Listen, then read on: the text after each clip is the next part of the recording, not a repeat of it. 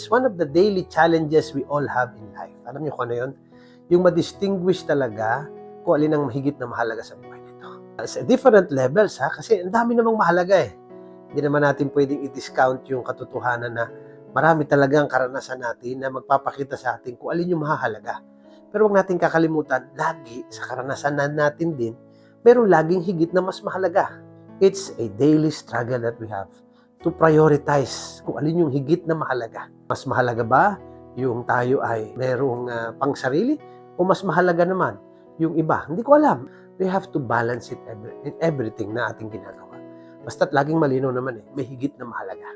At kung madidiscover natin kung alin ang higit na mahalaga at ipaprioritize, mga kapatid, magandang tatakbuhin ang buhay natin.